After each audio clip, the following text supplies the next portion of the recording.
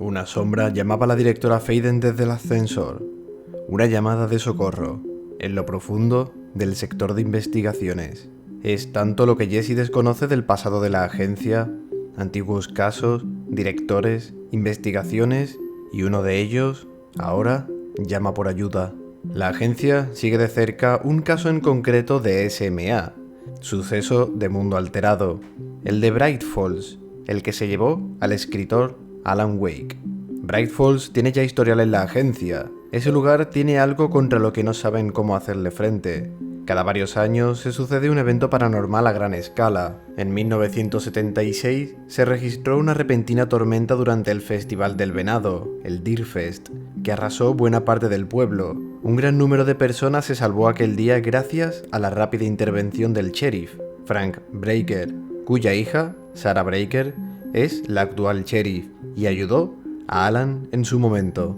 Frank Breaker no solo fue el sheriff de Bright Falls, también fue un antiguo agente de la agencia. Puso a salvo a los habitantes durante el Deerfest, a causa de ese repentino tornado que se dirigió a la granja de los Anderson.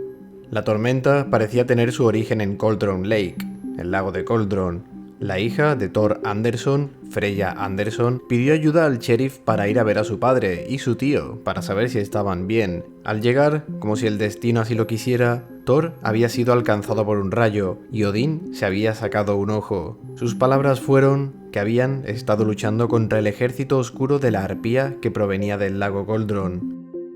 Años más tarde, con la desaparición de Alan Wake y la información de su esposa Alice, se estableció un punto de vigilancia en Bright Falls, a la espera de algún cambio. El lugar estaría a cargo del agente Stevez, quien se quejaría varias veces por fallos en el sistema de vigilancia del lago, como si un animal mordiese los cables. Emil Hartman era otro de los involucrados. Después de todo, el viaje de la pareja a Wake tenía como objetivo visitar su clínica. Durante el interrogatorio, Hartman confesó haber empleado estas fuerzas paranormales del lago. Sabía que en algún momento algún tipo de organización también se daría cuenta, y Emil quería formar parte de ello con todo lo que había recopilado de sus pacientes. Para la agencia de control, había incumplido varias leyes, confiscaron toda su investigación y fue arrestado durante varios meses, hasta que se decidió que no era una amenaza y fue liberado. Pero con su investigación robada, Hartman ya no le quedaba nada, salvo el lago. Si Alan y Thomas Zane habían conseguido salir de él, ¿por qué él iba a ser menos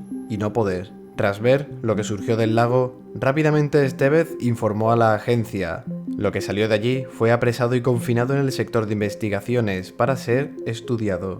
El estado del Hartman oscurecido era abnormal, pero en 2017 algo cambió. Alice Wake contactó con la agencia a través de un número de teléfono que ellos mismos le habían facilitado, por si la investigación de Alan avanzaba. Alice fue a la casa inmemorial para ser entrevistada sobre su problema.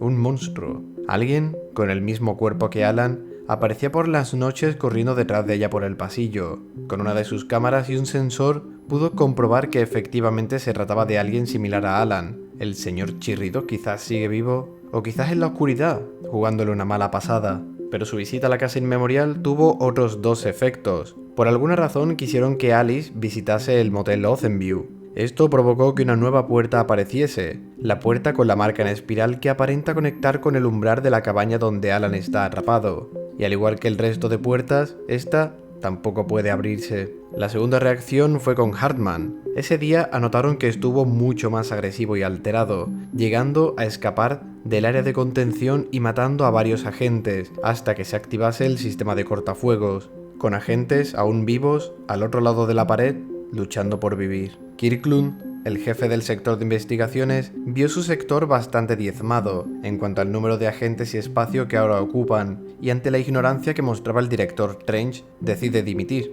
Entre Kirklund, Tresh y Darling ya había cierta tensión. Además, Kirk se oponía al programa del candidato principal, aquel que buscaba candidatos a nuevo director de la agencia, ya que ofrecía un trato algo inhumano a estos candidatos. Tras la dimisión de Kirklund, Dennis es el nuevo jefe del sector de investigaciones, pero ninguno de los problemas anteriores se solucionó hasta que el sector finalmente fue clausurado completamente. La llegada del GIS a la agencia provocó un nuevo cambio en Hartman, uno que lo convirtió en un ser aún más retorcido, pero manteniendo los síntomas de ser un poseído por la oscuridad, la fotosensibilidad y retazos de sus recuerdos cuando era humano, repitiendo algunas de sus frases. Allá abajo en la oscuridad, Hartman camina libre tras haber desbloqueado el cortafuegos. Para luchar contra él, Jesse debe devolverle a luz a aquel lugar olvidado donde se investigaban varios SMA, el de Fra Mauro, el de Eagle Limited y por último, el de Bright Falls. El SMA de Fra Mauro se vio envuelto en un caso de El Cuarto Pasajero, en una misión lunar del Apolo 14, un punto desconocido de las zonas de Fra Mauro de la Luna. A su regreso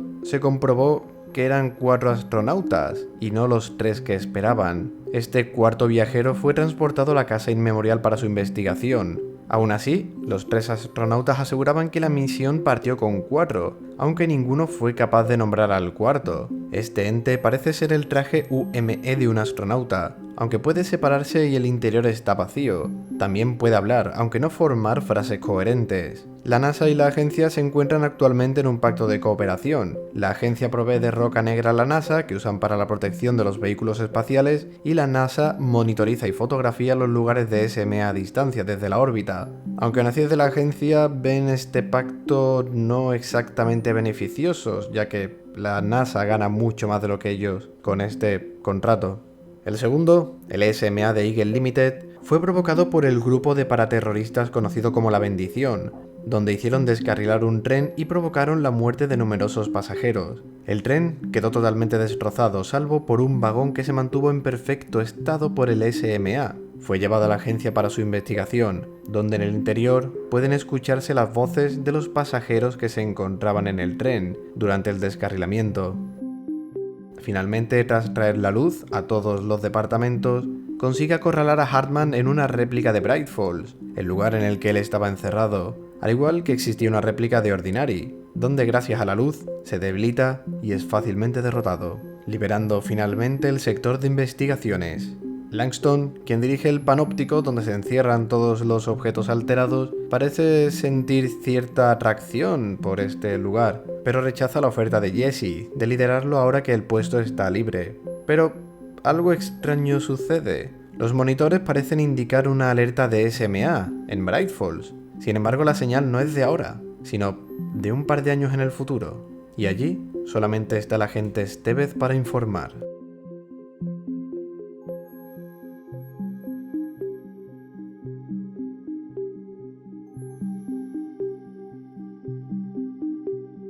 Y ahora, saliendo un poco del papel, el destino de Alan es aún incierto. Como parecía confirmar la nota que Jesse encontró días atrás bajo la puerta con la señal de la espiral, es una puerta... Y sí, digo días porque en realidad Jesse solo lleva una semana en lo que ha transcurrido todo el juego, junto a sus DLCs. Al parecer la puerta efectivamente conecta con el umbral de la cabaña del lago, donde Alan Wake sigue escribiendo su escape, uno que implica a la agencia, y a Jessie, su heroína. Pero no está solo, Thane está con él, ahora sin su traje de buzo. Ese era un personaje para la historia de Alan, el poeta Thomas Thane, y ya no lo necesita. De hecho, ahora le comenta a Alan que él también es cineasta, que es actor, y de hecho trabajaron juntos. Posiblemente, por lo que se puede ver, trabajasen juntos en Night Springs, esa serie, ese primer trabajo televisivo de Alan Wake. Sin embargo, las luces y sombras de la escena hacen dudar en cuanto al aspecto de Thomas, ya que luce un poco como un Alan joven, el que veríamos si empezásemos Alan Wake ahora mismo, con menos pelo.